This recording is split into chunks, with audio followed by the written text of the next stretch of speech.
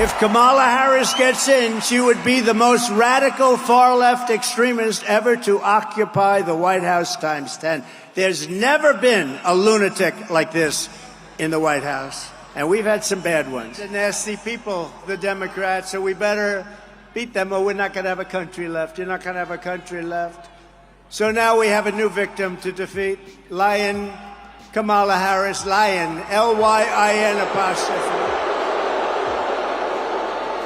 The most incompetent and far-left vice president in American history. Donald Trump cannot help but go on offense by dissing not only his political rivals, but even those within his party. So you were saying you don't like the name-calling in politics? No. But Donald Trump is your candidate? Yes. He's done a lot of name-calling, though, right? Yeah, he has too, but to each his own. I just don't like it. I don't like to do it, and I'm not going to do it.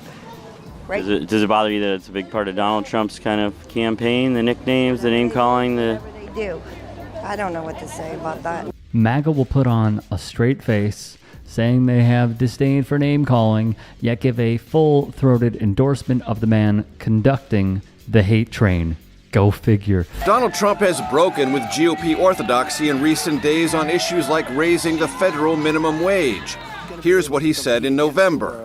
I hate to say it, but we have to leave it the way it is. This was Trump yesterday, sounding more like a Democrat. I don't know how people make it on $7.25 an hour. Now, with that being said, I would like to see an increase of some magnitude, but I'd rather leave it to the states. For 54 years, they were trying to get Roe v. Wade terminated, and I did it. I think the 6 week is too short, and I've told them that I want more weeks. A notorious flip-flopper.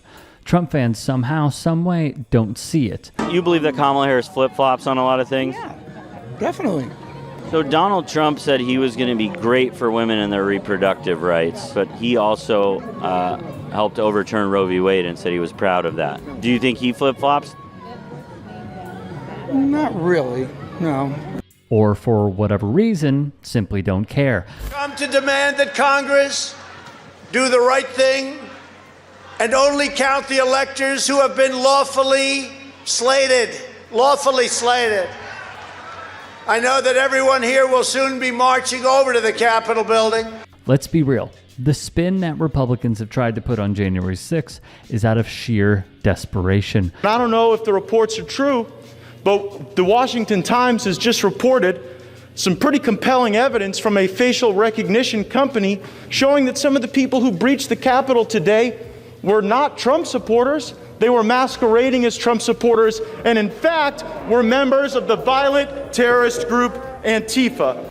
Guess what? That article in the Washington Times turned out to be so totally false, the paper deleted it. More broadly, the claim that this mob was some sort of Antifa production is just bonkers, Brooke. An FBI assistant director said they have no indication of an Antifa role at this time, and we know the mob violence was perpetrated by Trump supporters, some of whom we know by name, by sight, and many of whom identify themselves on camera as Trump supporters after a pro-Trump rally, which Trump himself had told people to come to D.C. to attend, during which he personally told people to go march on the Capitol. And then, as all this was happening, Trump posted a video telling the rioters they were very special and that he loved them. So, Antifa, come on.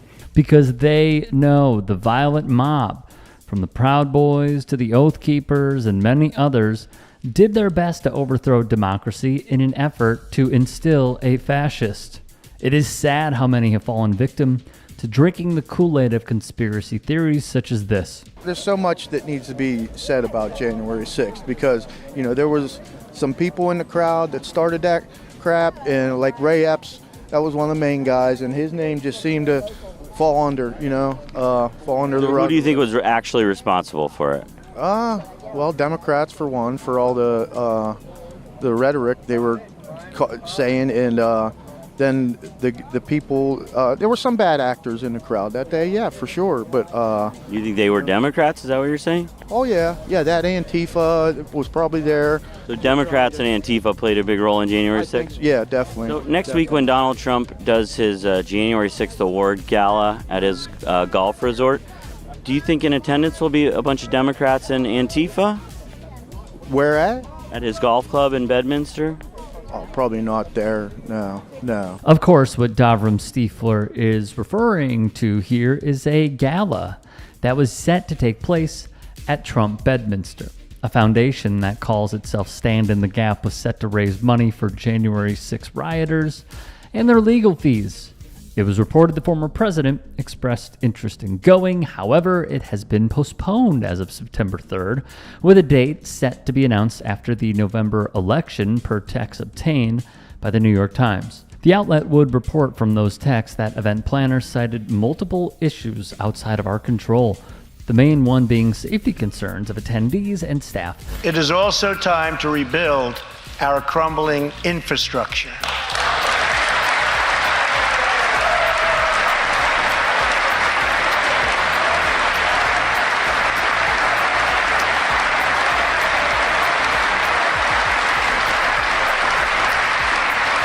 America is a nation of builders. Tonight, I'm calling on Congress to produce a bill that generates at least $1.5 trillion for the new infrastructure investment that our country so desperately needs. This is something he would not get done, but take credit for. Watch how his base reacts to this revelation. The Republicans are the ones that give the money to the Democrats to build the infrastructure. See, that's what the people don't understand. So Joe Biden passed a huge infrastructure bill. Donald Trump wasn't able to do that. But you know what? He came with a lot of other promises to other money to other people to get that passed. But Donald Trump did not pass it. You know, it's politics. It's absolutely politics, and people. I'm only asking because you're saying that the Democrats don't do infrastructure and the Republicans do, but it was actually opposite. I'm not as versed into all the legalities of it. But do you really want to live 4 more years? You're a lot more younger than I am. I would like to live at least 4 more years. Yeah. It's frustrating. It's depressing. Politics are not based off factual evidence. It is not based off doing best for your fellow man. It is simply a reality show led by its lead host.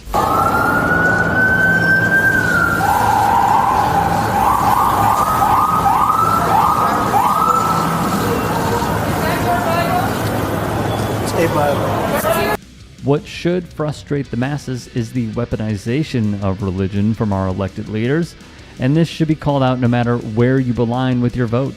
As an example, here's what happens when this occurs in real time. The big issue right now, are you pro-life or pro-choice? Pro-life. Pro-life? Yeah, pro-life. Do those come from biblical beliefs?